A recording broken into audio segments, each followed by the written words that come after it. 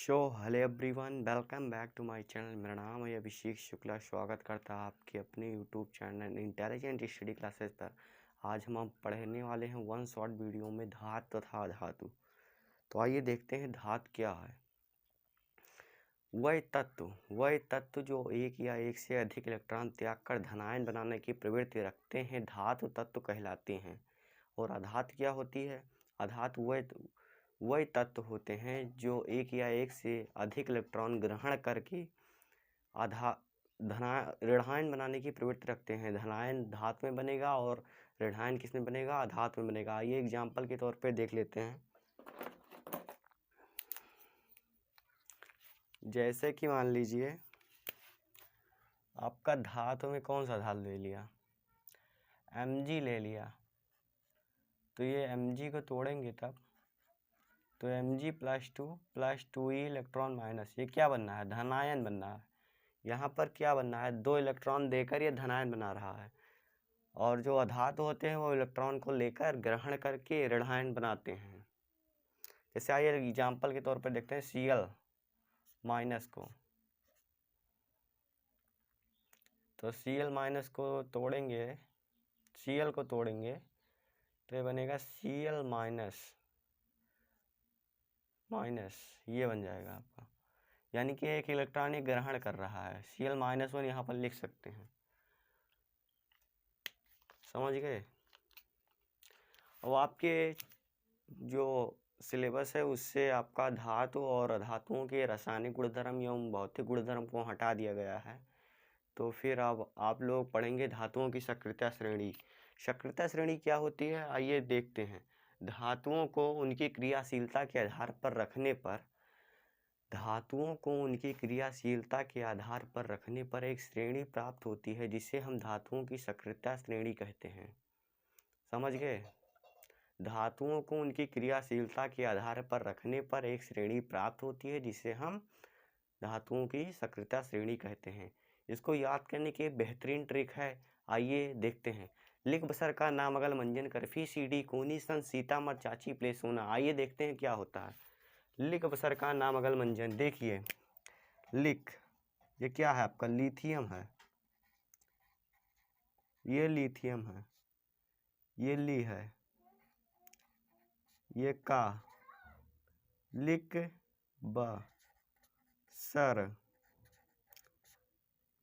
बसर का नाम अगल। लिख बसर का नाम अगल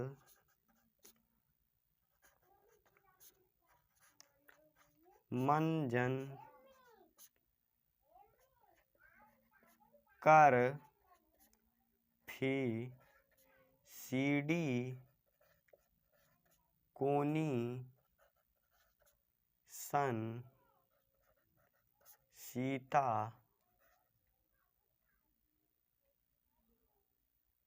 कोनी सन सीसा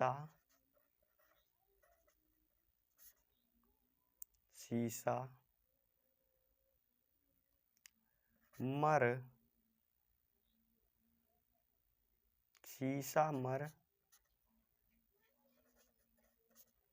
चाची प्ले सोना।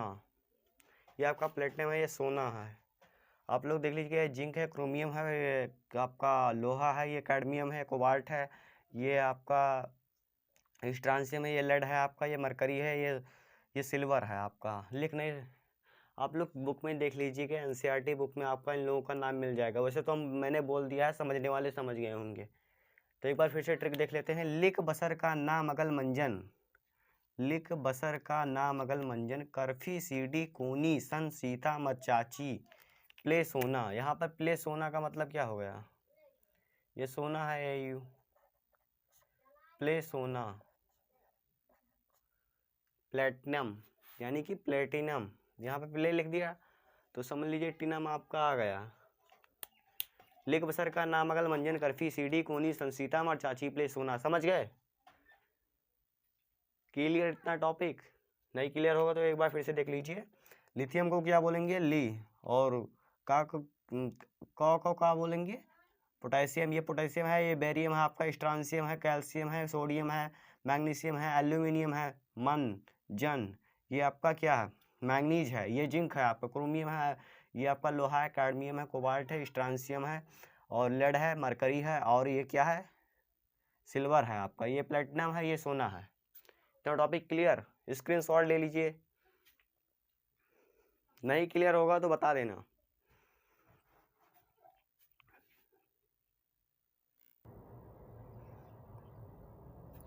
तो आप लोगों ने स्क्रीनशॉट ले लिया होगा। अब आइए देखते हैं एक अगला टॉपिक। अगला टॉपिक है आपकी सक्रियता श्रेणी के प्रमुख लक्षण। ये लक्षण क्या होते हैं आइए देखते हैं। फिर सक्रियता श्रेणी में जो पहला आपका है, किसी धातु की किसी अम्ल जल या धात्विक लवण से अभिक्रिया संभव है या नहीं, ये इस चीज़ की पुष्टि करता है। और आप लोगों को जो अभी बताए हैं सक्रियता श्रेणी, उसमें एक बात छूट गई कि जो हाइड्रोजन से ऊपर की धातुएं हैं वही आपको क्रिया करेंगी, और नीचे वाली धातुएं जो हाइड्रोजन से नीचे हैं वो नहीं क्रिया करेंगी। मैं हाइड्रोजन लिखना भी भूल गया था, आप लोग एनसीईआरटी बुक में देख कर लिख लेना, मैं भूल गया था, इसके लिए सॉरी। मैं केवल ट्रिक पर ध्यान रह गया था मेरा, इसलिए भूल गया। तो आइए देखते हैं लक्षण पर। जो हाइड्रोजन से ऊपर रखी धातुएं होती हैं उनको हम सक्रिय धातु कहते हैं। उनको हम क्या बोलते हैं, उन धातुओं को हम सक्रिय धातु कहते हैं। जो हाइड्रोजन से नीचे धातुएं होती हैं उनको क्या बोलते हैं हम, हाइड्रोजन से नीचे रखी धातुओं को हम कम सक्रिय या उससे भी कम सक्रिय धातु कहते हैं। इतना टॉपिक क्लियर।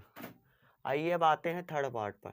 थर्ड पार्ट पर है जो हाइड्रोजन से ऊपर वाली धातुएं होती हैं वो अम्ल से क्रिया करके हाइड्रोजन विस्थापित करती हैं।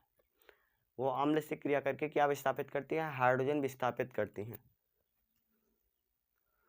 और चौथा जो पॉइंट है वो आपका है, सक्रियता श्रेणी में कोई धातु अपने से नीचे वाली धातु को उसके जलीय विलयन से विस्थापित कर देती है। यानी कि अधिक क्रियाशील वाली धातु अपने से कम क्रियाशील वाली धातु को उसके जलीय विलयन से विस्थापित कर देती है। जैसे आप लोग देखते नहीं होंगे गांव में क्या होता है, जो बड़े बड़े जमींदार होते हैं वो लोग क्या करते हैं, अपने से नीचे वाले गरीब आदमी को दबाकर उसका सारा धन हजम कर जाते हैं। तो उसी तरह से यहाँ भी है कि जो ऊपर से वाली की हाइड्रोजन से ऊपर वाली धातुएं जितनी भी हैं और वो उनमें से भी सबसे क्रियाशील धातु है, उनमें से जो सबसे क्रियाशील धातु होगी वही आपको सबसे क्रियाशील धातु कौन हो गई, सोडियम होगा, पोटेशियम हो गया, कैल्शियम हो गया, आपका बहुत सारे हो गए। तो फिर आपका इतना टॉपिक क्लियर। तो स्क्रीनशॉट ले लीजिए, स्क्रीनशॉट ले लीजिए, तब तक मैं पानी पीता हूँ।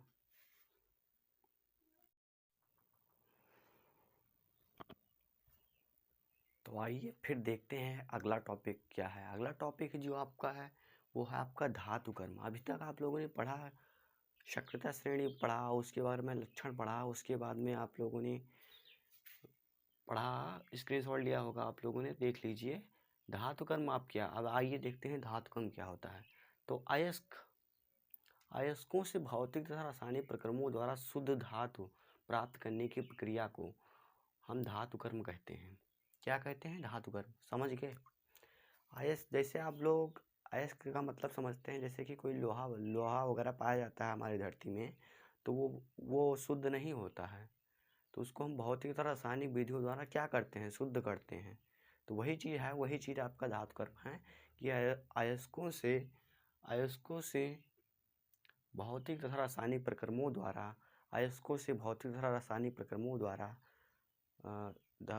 अशुद्धियों को दूर करने को, वही आपका या शुद्ध करने को, शुद्ध धातु प्राप्त करने की प्रक्रिया को हम धातु कर्म कहते हैं। अयस्कों से भौतिक तथा रासायनिक प्रक्रमों द्वारा शुद्ध धातु प्राप्त करने की प्रक्रिया को हम क्या कहते हैं, धातु कर्म कहते हैं। अब आइए देखते हैं अगला टॉपिक क्या है, धातुओं की प्राप्ति।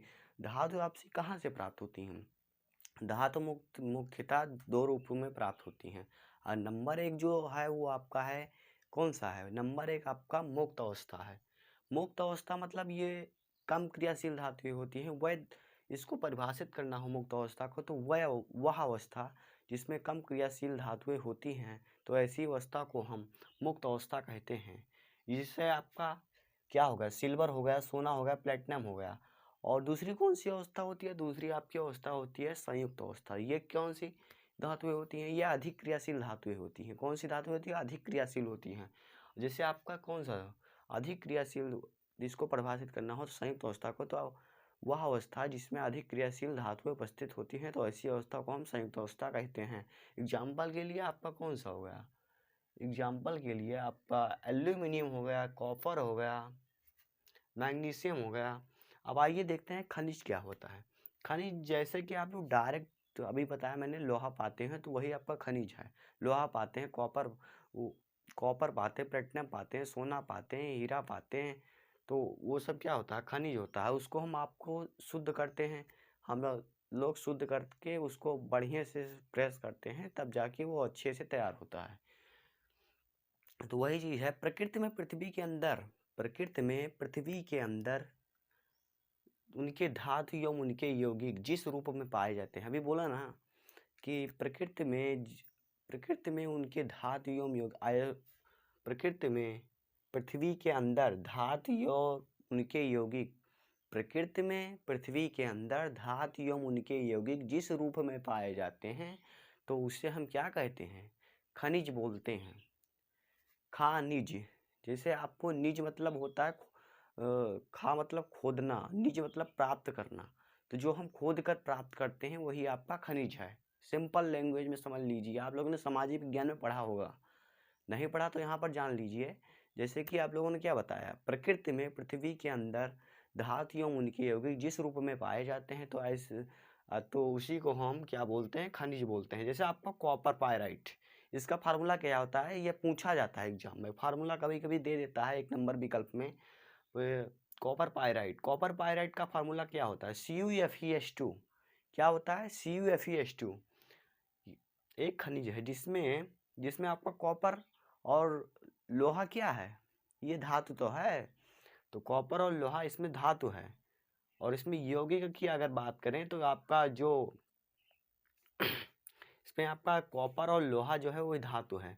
और अब आते हैं अयस्क पर। ये बेहतरीन टॉपिक है। यहाँ से आपके ये दोनों टॉपिक को मिला करके कभी कभी क्वेश्चन पूछता है कि खनिज और अयस्क में अंतर भी बता रहे हैं।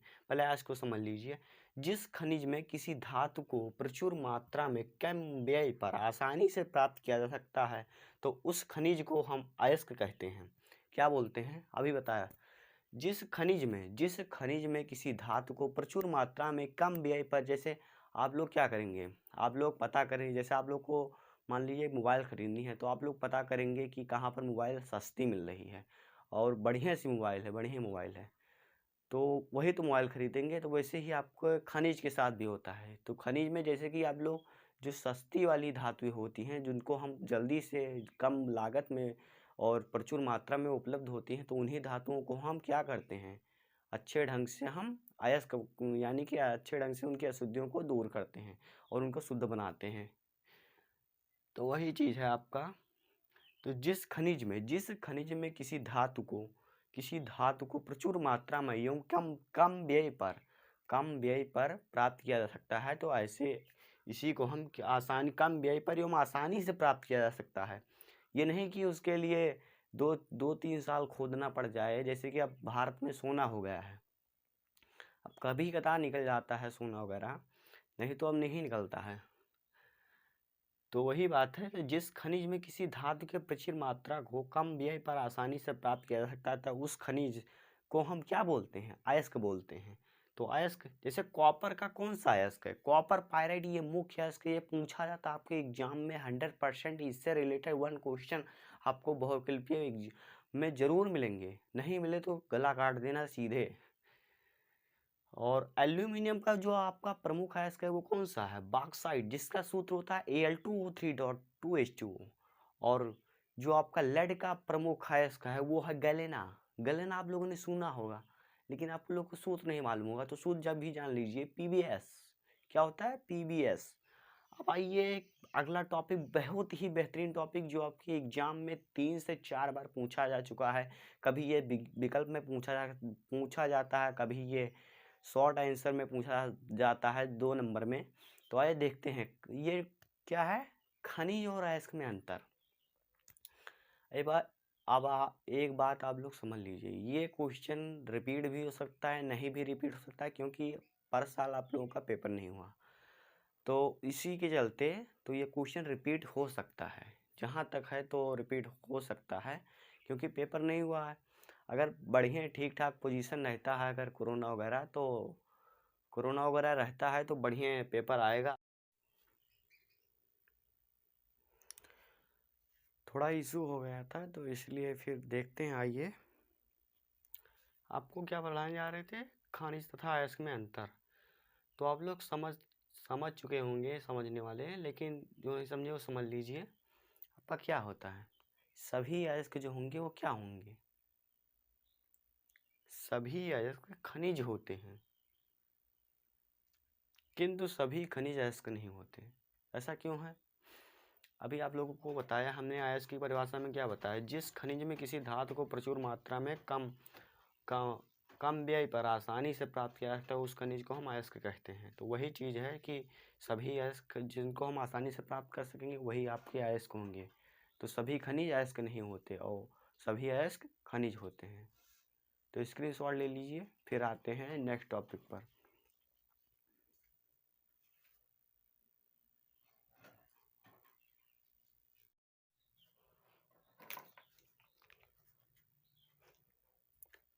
अगला जो टॉपिक है वो आपका है धातुओं का निष्कर्षण। धातुओं का निष्कर्षण मतलब कि उनको हम कैसे प्राप्त करते हैं, कौन कौन सी विधियां हैं आपको।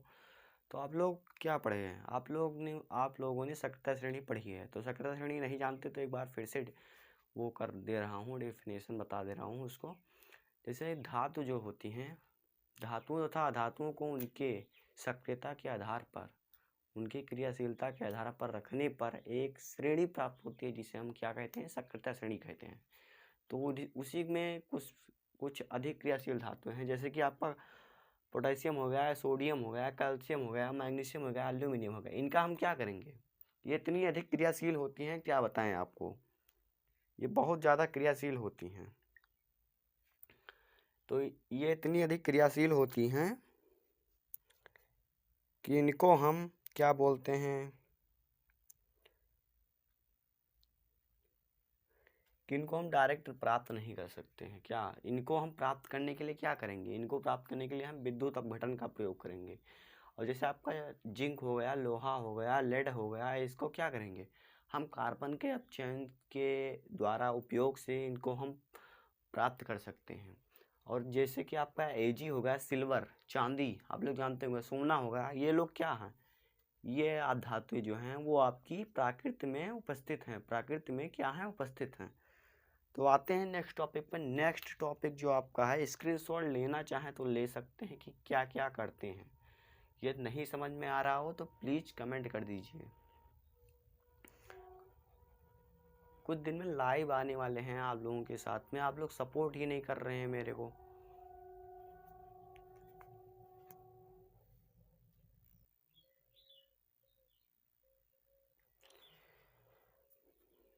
तो आते हैं फिर नेक्स्ट टॉपिक पर। नेक्स्ट टॉपिक क्या है आपका, तो निष्कर्षण करने के लिए सबसे पहले हम अयस्क लेते हैं। अयस्क में क्या होता है, अयस्क में सबसे पहले उसका सांद्रण करेंगे। सांद्रण करने के बाद में आपको 3 क्वालिटी की धातुएं प्राप्त होंगी। कैसी कैसी धातुएं, उच्च क्रियाशील धातु, मध्यम क्रियाशील धातु, निम्न क्रियाशील धातु। उच्च क्रियाशील धातु का क्या करेंगे, गतिशील धातु का अब क्या करेंगे, विद्युत अपघटन कराएंगे। क्या कराएंगे, विद्युत अपघटन कराएंगे। और उसके बाद में शुद्ध धातु प्राप्त होगी। मध्यम क्रियाशील धातुओं में कार्बोनेट अयस्क बनेगा और सल्फाइड अयस्क बनेगा। इसके बाद में इसका निस्तापन करेंगे और सल्फाइड अयस्क का हम क्या करते हैं, भर्जन करते हैं। ये बात याद रखिएगा, कार्बोनेट अयस्क का हम क्या करते हैं, निस्तापन करते हैं, जबकि सल्फाइड अयस्क का क्या करते हैं, भर्जन करते हैं। और फिर क्या बनता है, धातु का ऑक्साइड बनेगा और धातु में अपचयन होगा और धातु का शोधन करेंगे। फिर धातुओं का शोधन करेंगे हम। निम्न क्रियाशील धातु में क्या होता है, सल्फाइड अयस्क का निर्माण होता है और भर्जन बनता है धातु और फिर धातु का परिष्करण करते हैं हम। आप लोग एनसीईआरटी चित्र संख्या 3.10 में देख लीजिएगा। और यहाँ पे ग्राफ नहीं बन पा रहा है मेरा, थोड़ा जल्दी में हूँ कि आप लोगों का चैप्टर फिनिश करवा दूँ। आप लोग देख लीजिएगा किताब में आपके बना हुआ है 3.10 चित्र संख्या। अब आते हैं नेक्स्ट टॉपिक पर, इसको आप लोग देख लीजिएगा कोई दिक्कत होगी तो कमेंट कर देना, पढ़ा दूंगा और क्या।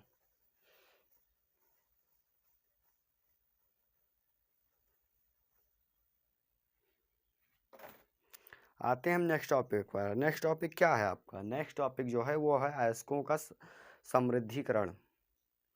जैसे कि पृथ्वी में खनिज अयस्कों में मिट्टी, रेत आदि जैसी, आप लोगों को क्या बताया, जैसे आपको पृथ्वी में खनिज में जो होती है वो मिट्टी, रेत जैसी मिली होती है, तो उन अशुद्धियों को हम दूर करने करने को ही हम अयस्कों का समृद्धिकरण या सांद्रण कहते हैं, समझ लीजिए।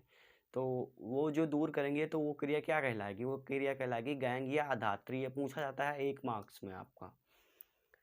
फिर क्या करते हैं, अब आइए सक्रियता श्रेणी से नीचे वाली धातुओं का निष्कर्षण कैसे करते हैं। सक्रियता श्रेणी से नीचे वाली धातुओं का हम काफ़ी अनिष्क्रिय होती हैं। इन धातुओं को हम केवल गर्म करने से ही इन धातुओं के ऑक्साइडों को हम केवल गर्म करने से ही हम धातु की प्राप्ति कर सकते हैं। सक्रियता श्रेणी में नीचे पाए जाने वाली धातुएं तो अभी तक आप लोगों ने पढ़ा कि गैंग क्या होता है, आधार क्या होता है, धातु पढ़ा, आधात पढ़ा, उनके रासायनिक गुण आपके हट गए हैं उनको पढ़ा। फिर खनिज अयस्क पढ़ा। उसके बाद में आप लोगों ने पढ़ा कि धात्री क्या होती है, अधात्री क्या होती है, गैंग क्या होता है, ये सब पढ़ा। उसके बाद में आपको आ गया धातुओं का परिष्करण। धातुओं के परिष्करण में सबसे पहले आप लोगों ने पढ़ा है अयस्क का समृद्धिकरण, और उसके बाद में आप लोगों का धातुओं के निष्कर्षण में ही एक टॉपिक है जहाँ से आपके एनसीईआरटी में दिया गया है सक्रियता श्रेणी में नीचे स्थित धातुओं का निष्कर्षण। इसमें क्या होता है आपका, इसमें यह होता है कि सक्रियता श्रेणी में नीचे वाली धातुएं होती हैं वो काफ़ी अनिष्क्रिय होती हैं। कैसी होती हैं? वो काफ़ी अनिष्क्रिय होती हैं। इनके यौगिकों को हम, इनके ऑक्साइडों को हम केवल गर्म करके ही इनको हम प्राप्त कर सकते हैं। क्या कर सकते हैं? प्राप्त कर सकते हैं। समझ गए? जैसे मान लीजिए एक मरकरी का एक, या चीज क्या है, एक मरकरी है, पारद है, इसको पारद भी बोलते हैं। इसको क्या बोलते हैं? सिनबार को, अर्थात सिनबार को मरकरी का अयस्क सिनबार है, जिसको हम वायु में केवल गर्म करने पर ही, या पहले HGO अर्थात मर्क्यूरिक ऑक्साइड में और अधिक गर्म करने पर यह मर्क्यूरिक ऑक्साइड से मरकरी में परिवर्तित हो जाता है। इसका रिएक्शन है, सिनबार को पहले लेंगे और वायु के साथ, वायु का फार्मूला होता है आपका ऑक्सीजन, वायु में क्या उपस्थित होती है? ऑक्सीजन उपस्थित होती है, तो इसलिए इसको गर्म कराएंगे तो पहले आपका मर्क्यूरिक ऑक्साइड बनेगा, उसके बाद में सल्फर डाइऑक्साइड बन जाएगा, और फिर मर्क्यूरिक ऑक्साइड को हम लेंगे। मर्क्यूरिक ऑक्साइड को लेने के बाद में हम क्या करेंगे, ये क्रिया कराएंगे तो ये बन जाएगा आपका मरकरी बन जाएगा। यहाँ पे मैंने थोड़ा सा गलत लिख दिया है, यहाँ पे आपका मरकरी बन जाएगा, Hg। समझ गए? इतना सब क्लियर? आइए फिर देखते हैं नेक्स्ट टॉपिक। अगला टॉपिक क्या है कि सक्रियता श्रेणी में मध्य में स्थित, सक्रियता श्रेणी के मध्य में उपस्थित धातुओं का निष्कर्षण। तो इतने का स्क्रीनशॉट ले लीजिए, उसके बाद में वीडियो को स्टार्ट करते हैं।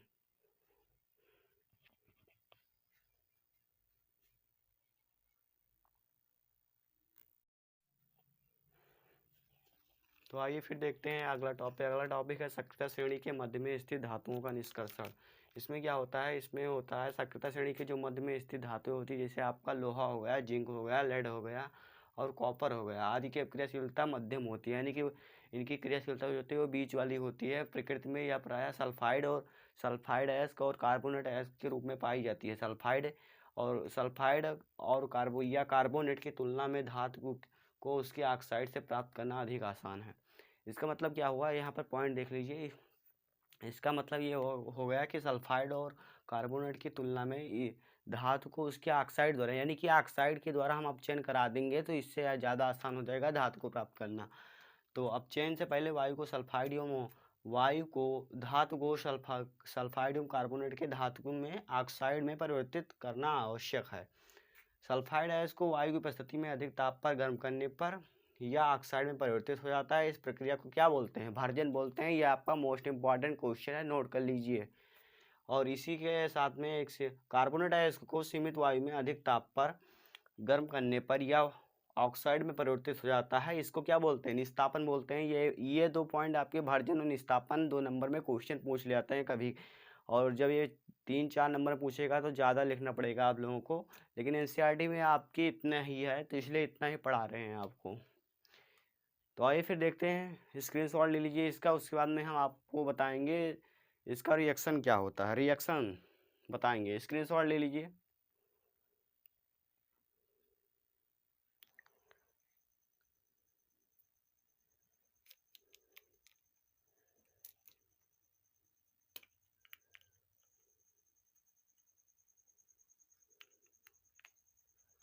हो गया?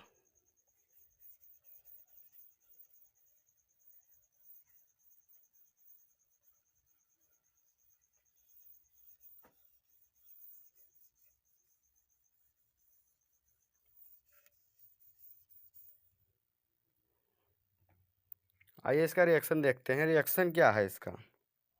रिएक्शन में है जिंक के अयस्कों को भर्जन एवं निस्तापन की निम्न अभिक्रिया होती है। जैसे जिंक ब्लैंड को ले लिया, ZnS, इसका फार्मूला क्या होता है जिंक ब्लैंड का? 2ZnS, इसको ये केवल ZnS होता है जिंक ब्लैंड का फार्मूला, प्लस 3O2, इसका क्या कराएंगे आपको? इसका सर्वप्रथम गर्म करेंगे, इसको तापन करेंगे, तो 2ZnO, ये 2 है, 2ZnO प्लस 2SO2, यह भी गैस बन गई। इसका निस्तापन अगर करना चाहें, निस्तापन देखिए कैसे होगा इसका। निस्तापन अगर करना चाहें तो इसको क्या बोलेंगे फिर? जिंक कार्बोनेट लेंगे, जिंक कार्बोनेट लेंगे, उसके बाद में हम इसका गर्म करेंगे इसको, फिर ये जिंक ऑक्साइड में परिवर्तित होगा, उसके बाद में आपका कार्बन डाइऑक्साइड गैस निकलेगी, और इस फिर जिंक ऑक्साइड को क्या करेंगे? इसको कार्बन के साथ अपचयन कराएंगे, तो ये जिंक में परिवर्तित हो गया और CO बन गया। ये कार्बन मोनोऑक्साइड है, ये आपका जिंक है। ये किसकी क्रिया हो गई? ये आपकी निस्तापन की हो गई। नोट कर लीजिए इसको। फिर आते हैं देखते हैं भार्जन की अपक्रिया। भार्जन की अपक्रिया को देखते हैं।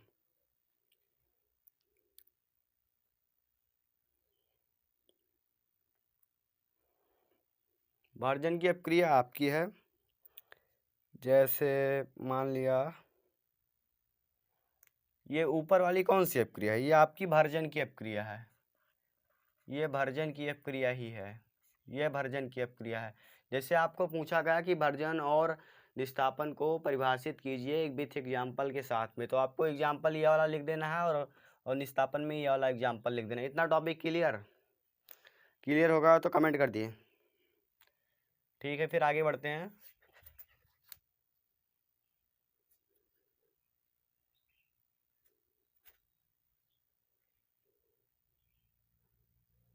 आगे बढ़ते हैं।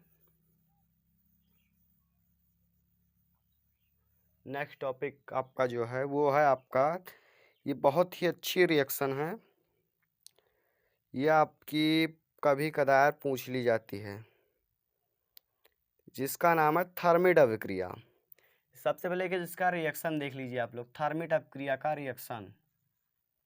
थर्मिट अभिक्रिया ये आपकी इंपॉर्टेंट अभिक्रिया है, 1 नंबर में आपसे पूछी जा सकती है। इसका क्या है? इसको रिएक्शन में Fe2O3 प्लस, इसका उपयोग जो है वो लाइनों को जोड़ने में किया जाता है, रेल की लाइनों को जोड़ने में किया जाता है इसका उपयोग। रुकिए 1 मिनट, मार्कर को चेंज कर देते हैं, 1 मिनट प्लीज।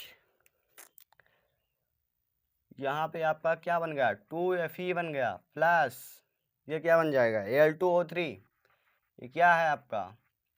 एल्यूमिनियम ऑक्साइड है, प्लस क्या निकलेगी? उष्मा निकलेगी,